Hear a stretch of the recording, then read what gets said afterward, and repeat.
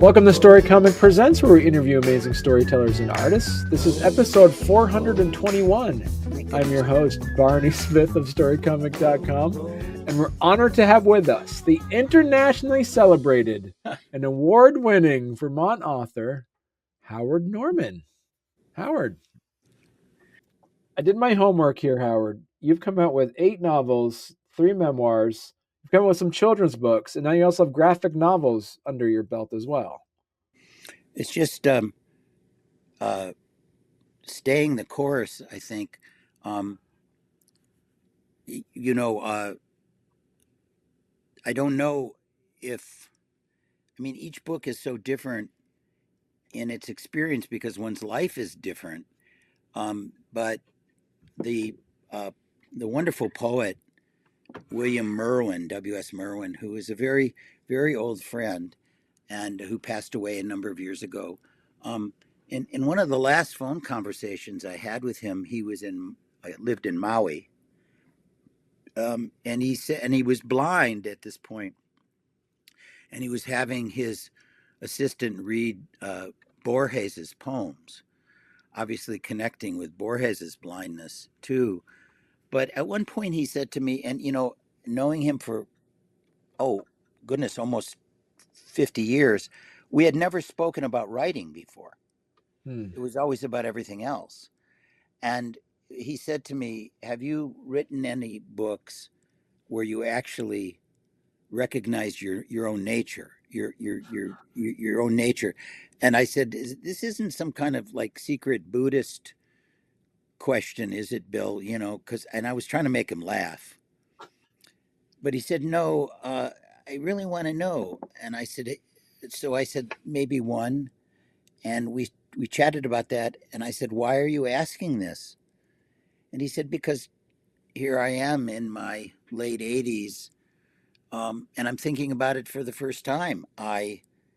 Um, and he mentioned a particular poem that was about his father, and it was very revealing, but not ostentatiously confessional. Hmm. And I said, "Well, do you regret um, not having written this kind of intimate thing earlier in your life?" He said, "Well, I don't have those kind of regrets, but one thing I can say that all one can do is stay the course, and you end up doing things you never would have imagined, 30, 40 years ago."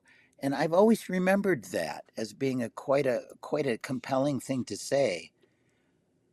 That that's about all you have. Some books have better lives than others, or the ups and downs. But um, if you can just, especially if you don't write formulaic books or procedurals in which there's a template that you're simply have an allegiance to.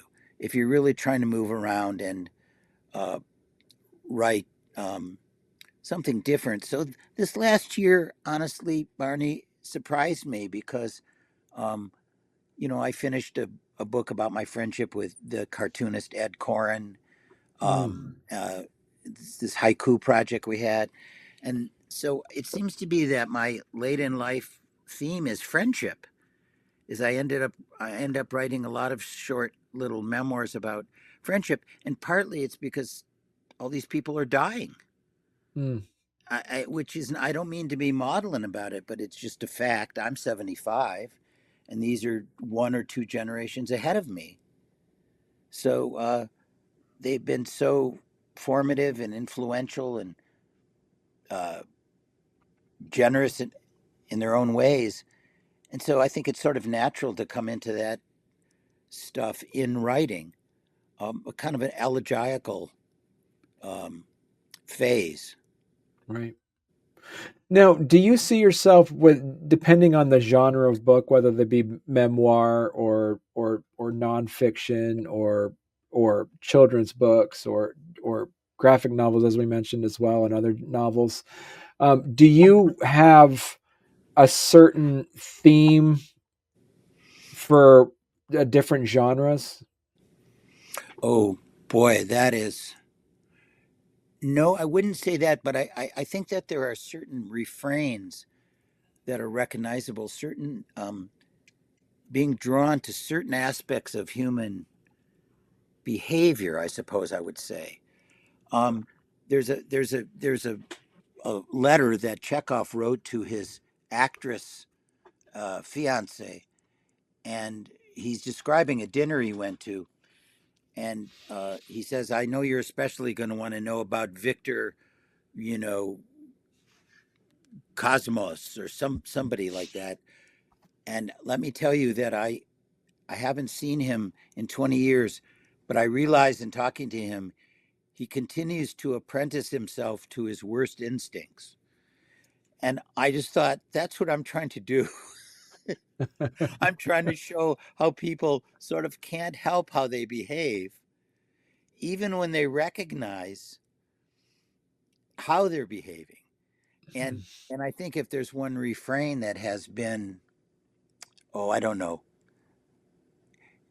uh, ubiquitous, it's that is you know people are both elegant and very awkward in life, and I'm interested in both those things. So I think in writing nonfiction, I try to use some of the elements of fiction, just structurally and tonally, and vice versa. Hmm. I didn't even ask you this to be, and this should have been my first question to you: is what motivated you to even start writing in the first place? I you know um, this will sound very much relativism, but I was not raised around books. I had no books in my home.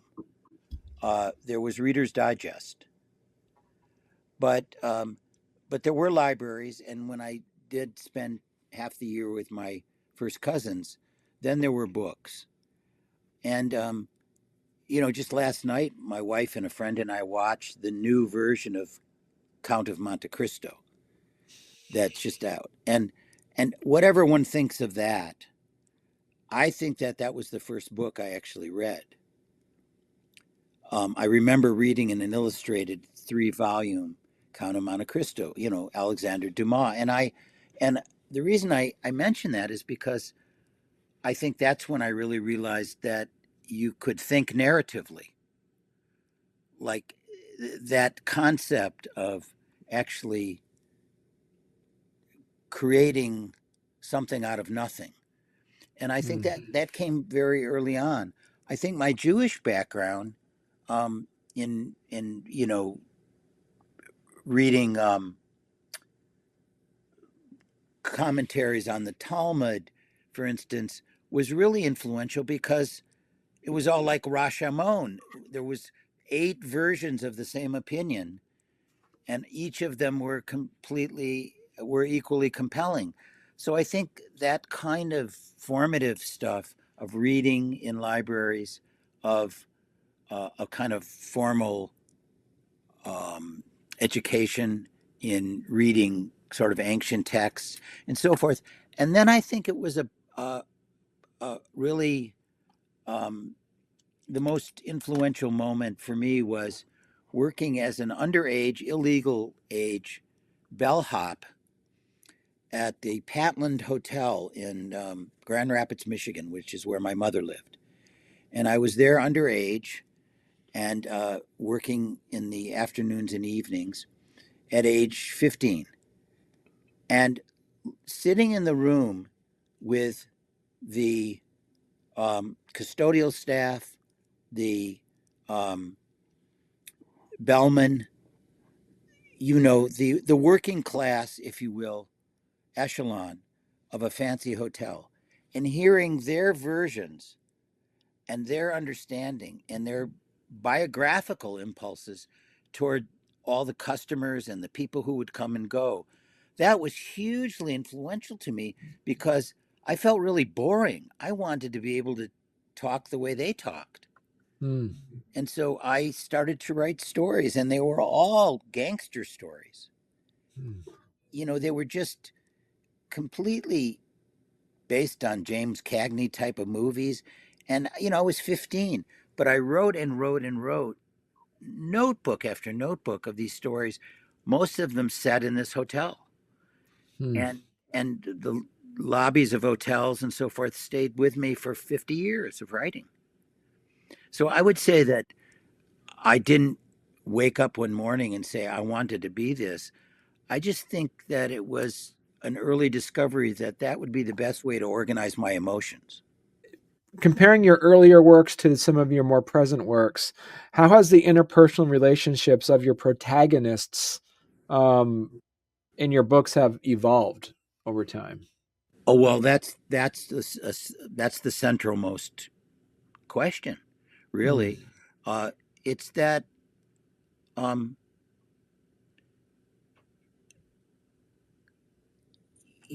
I don't want to sound self-deprecating. It's just simply the um, evolution of writing a lot.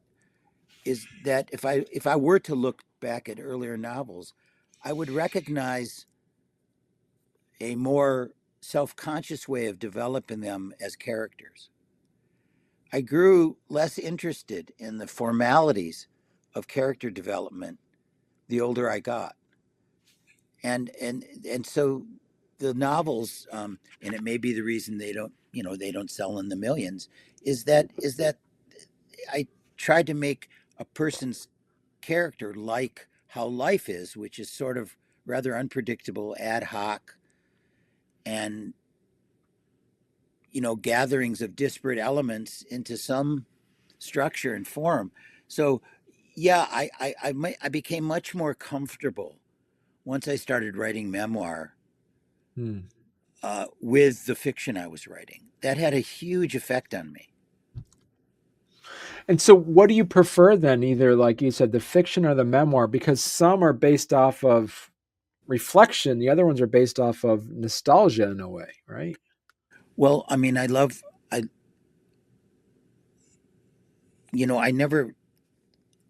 I never thought of myself as a novelist. I mean, and saying that for all the luck I have had and good fortune, which has been really lovely. But I always sort of felt myself as a kind of folklorist, which was my formal training at Indiana University, the Folklore Institute.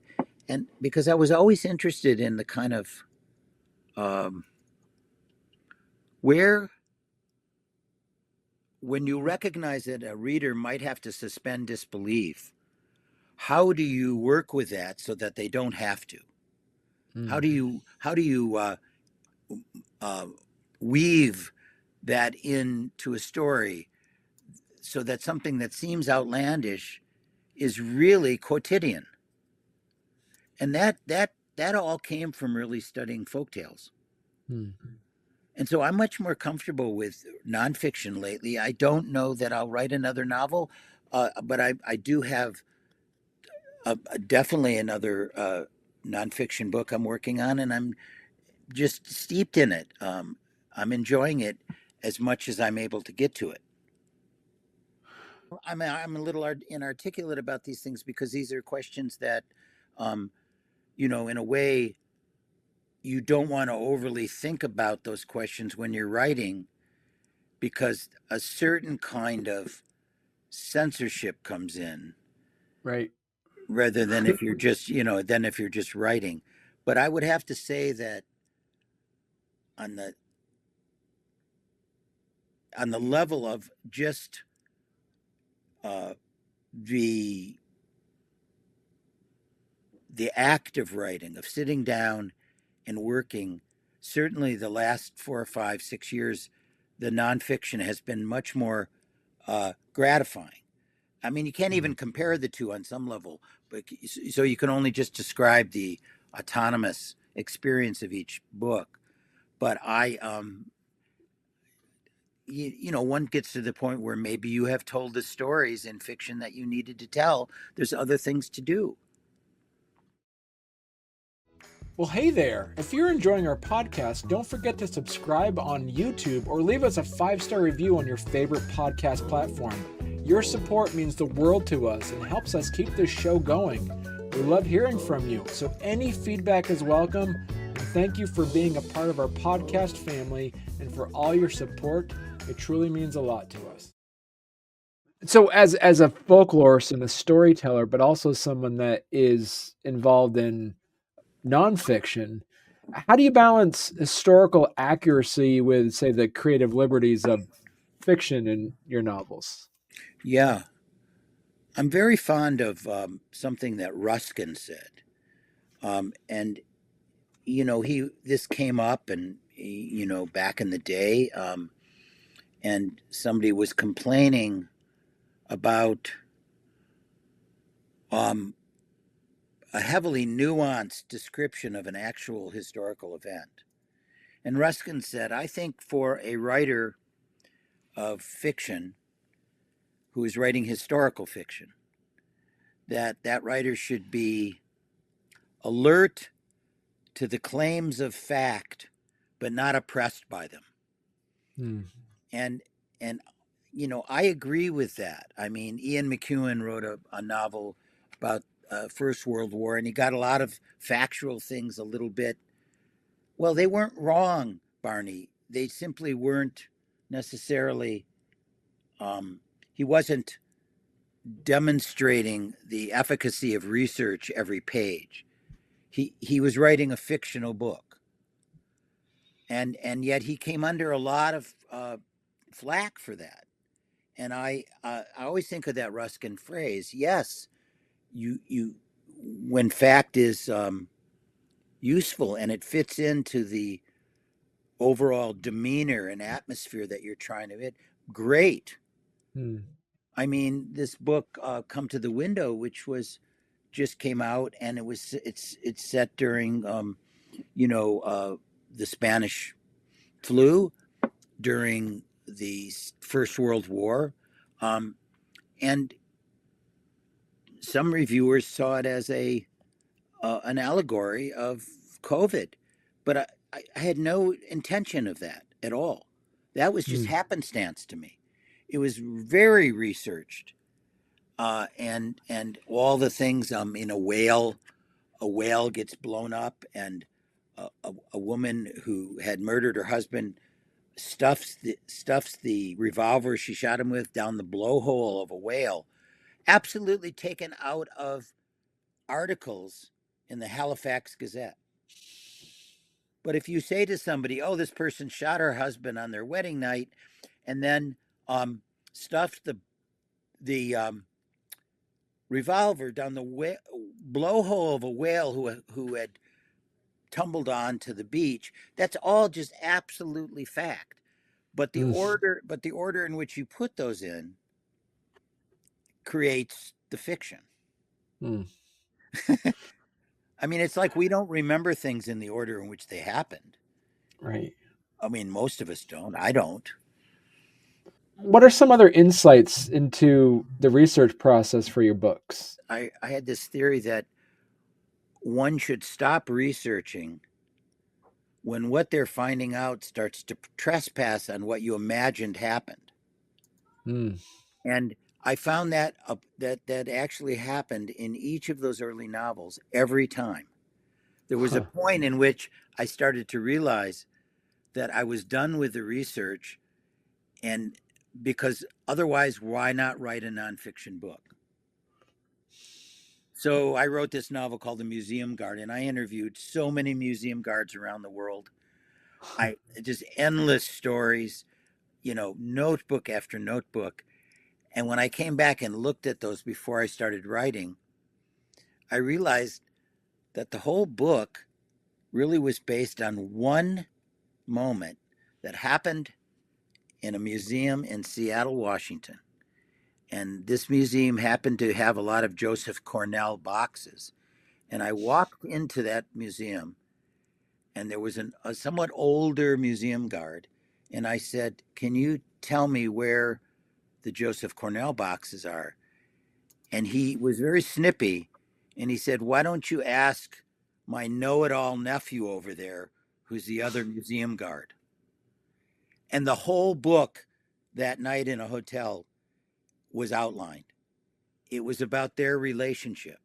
And all those hundreds of interviews just were never used.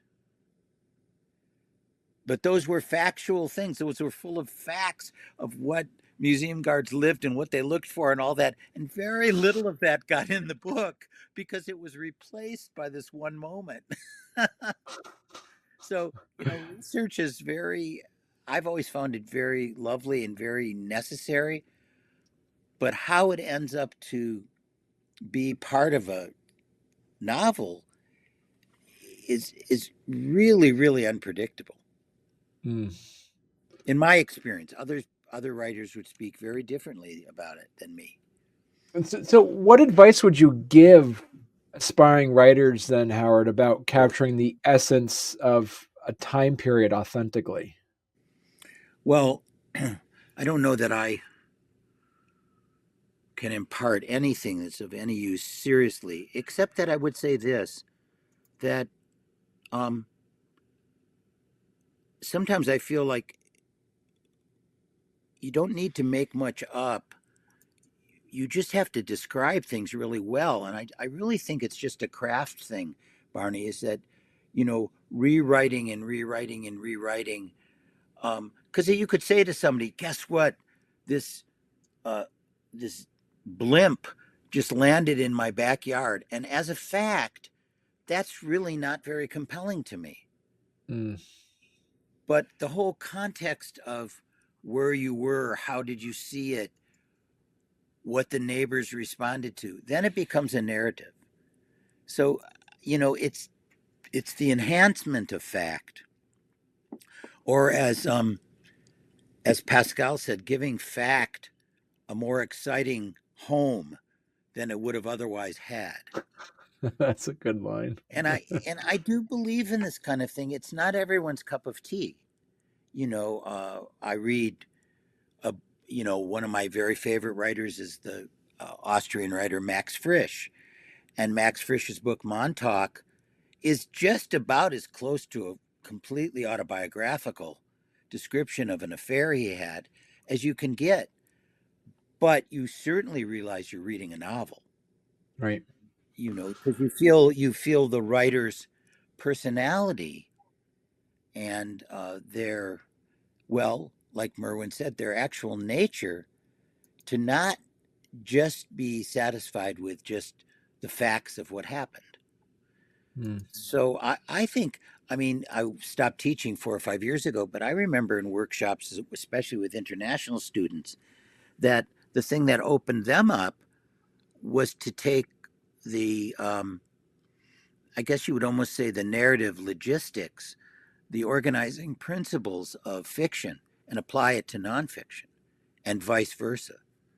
Mm. And I was able to talk to them about that because not only had I done it, but some of my favorite writers had done it. And uh, um, so that's the advice I would have, is just read and take whatever is useful to you. Mm. So I'm kind of curious. Is like we're looking at um, putting on your future hat here. Where do you see the future of literary fiction and this increasingly digital and multimedia world?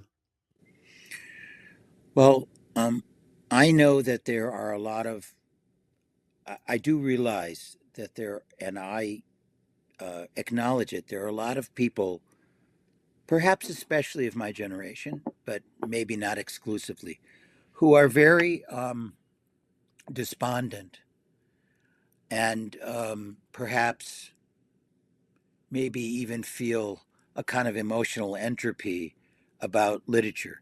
But I feel Mm. the opposite.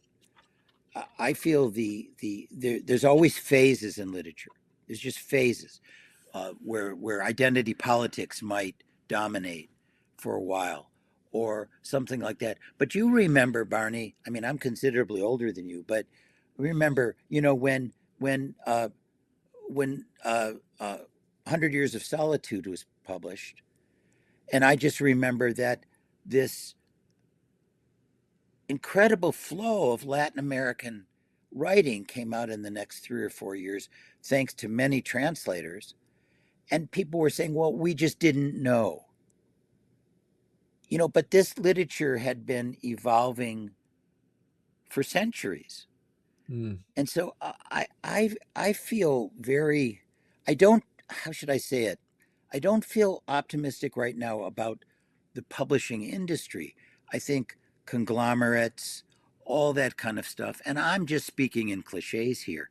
And yet, for instance, there's more poetry published now than ever before because university presses and independent presses have taken up this responsibility. So it just means that you can often find the best literature in not necessarily mainstream publishing. And I think it's a phase, and I think you just have to constantly be researching it and on the outlook for it. I mean, New Directions, New York Review of Books, these are extraordinary publishing enterprises. And they're Mhm. reintroducing whole, the way you were talking about with your radio show, they're reintroducing whole decades of writers who were extraordinary writers in their time. And so I'm not that optimistic right now about the, how should I say it, the politics of publishing or the conglomerate kind of things. The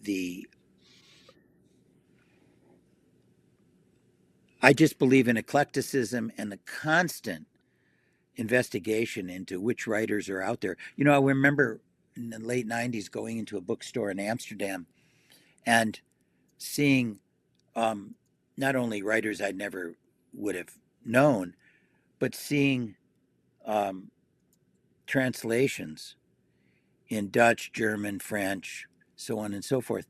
We have a very ethnocentric publishing business here.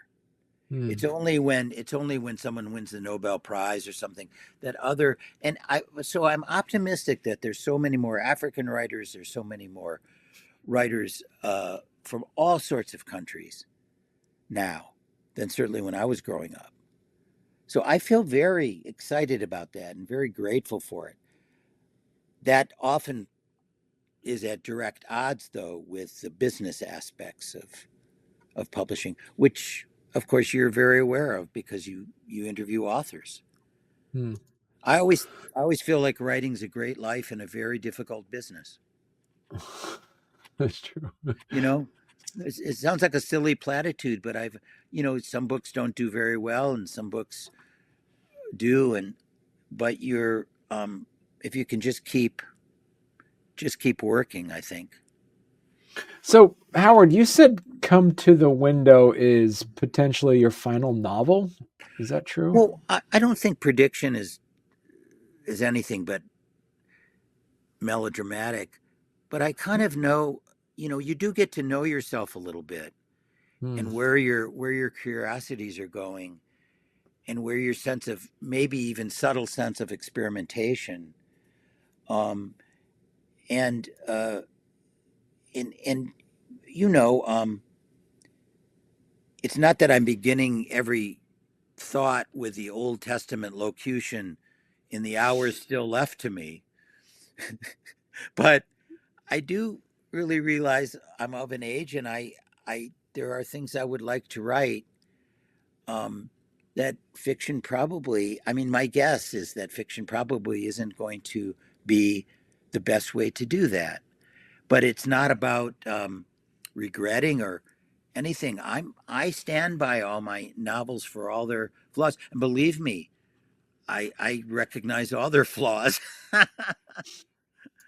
So I'm just this is my thinking now. Uh, 5 years from now, who knows? But I kind of feel this way now that the nonfiction and the creative nonfiction, if you will, is Hmm. really, really compelling right now to me. So, Howard, if people want to follow you and learn more about your work, where's the best place they could go to? My wife, um, no, just kidding, Jane. Um, uh, that's a good question. I don't, Barney. I really don't know how to answer that. I suppose just to books, the books themselves, or sit in a library and look. Um, I think. I mean, I've there's a number of things online. I think like short interviews, but I think the happy thing for a writer is that if books stay in print, which some of mine do and some don't so much, or they come back into print. Somebody's always discovering them. Right. Somebody younger, and you get an email or a letter or something like that. Oddly enough, just about 2 months ago, um, when uh, I refused to be a war bride, that little episode came out. Uh, a woman who refused to be a war bride when she came to Halifax in 1940 called me on the phone.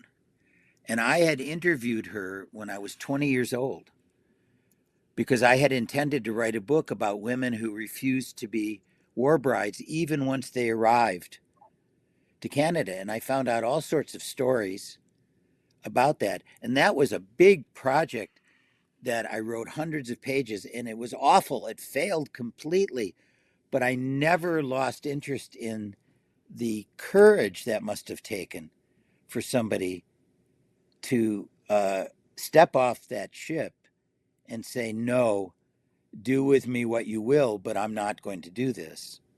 Mm. And some of the repercussions were legal and financial, and others were surprising. And so all these years later, it kind of came back in this little graphic novel. Huh. So stories sometimes, they percolate for Right. ages. So, like you said, Howard, before we went on the interview, I did point out that you had a website and you didn't know you had a website, right? Is I did that not know that. it has your all your about the author page on here. It Oh, has your contact oh information. goodness. Yeah. Oh, I think that came from a while back when I was taking on individual manuscripts to edit, which I still take on one or two a year at the most. At I don't think I've ever, howardnorman.com. I don't think I've ever actually seen that visually, Barney. It looks like a great website. But Whoever Barney, did a good Barney, job. you'll understand when I show you this. This is this is really what my writing life is. This old Royal typewriter that I bought when I was 22. Wow. That's still it, man. And somebody said, "Why do you still write on this thing?" I said, "Because it stops when I stop." you know. Good Yeah. deal. So I'm not a fossil quite yet, a dinosaur quite yet, but certainly, um,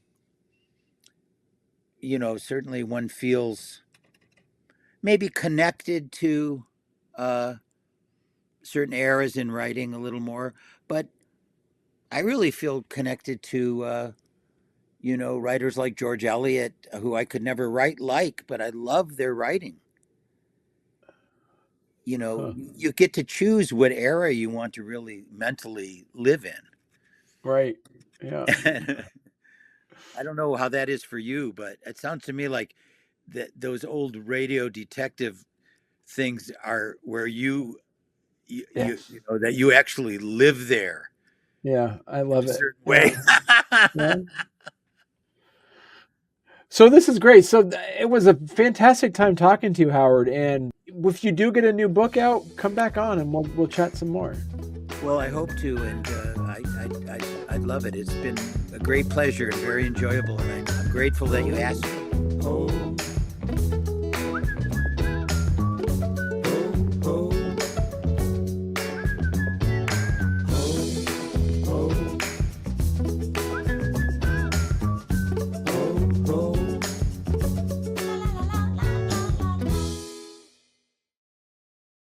Right. Somebody out at City Lights, what are you reading? Because I can't keep up. Right.